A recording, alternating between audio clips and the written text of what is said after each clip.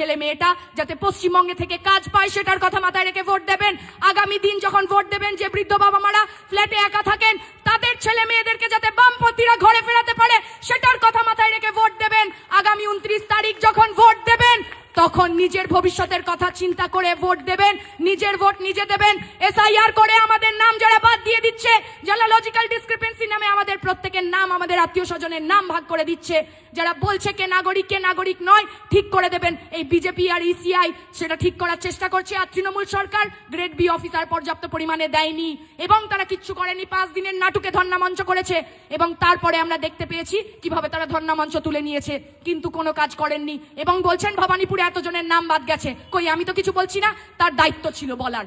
তিনি পশ্চিমবঙ্গের সরকার চালান, কিন্তু তিনি কিছু করছেন না। আমরা বামপন্থীরা লড়াই করে সাময়িক জয় পেয়েছি। আমরা বলছি 27 তারিখ অব্দি ট্রাইব্যুনালে যাদের নাম ফেরত আসবে তারা প্রত্যেকে ভোটাধিকার পাবে।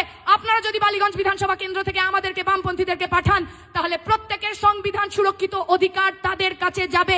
আমরা ফেরত দেওয়ার কেউ নয়। সেই অধিকার মানুষ সেই অধিকার ছিনিয়ে নেবে, সেটার জন্য আমরা লড়াই করতে নেমেছি।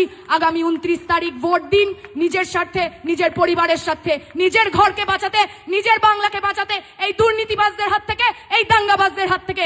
আগামী 29 তারিখ 1 নম্বর বোতাম টিপে কাস্তে হাতুড়ি তারা চিহ্নে ভোট দিন। আমি আফরিন বেগম শিল্পী, বালিগঞ্জের ঘরের মেয়ে, লড়াই করতে নেমেছি। আপনাদের সকলের আশীর্বাদ নিয়ে আমার কথা এখানেই শেষ করছি। ইনকলাব জিন্দাবাদ, সিপিআইএম জিন্দাবাদ।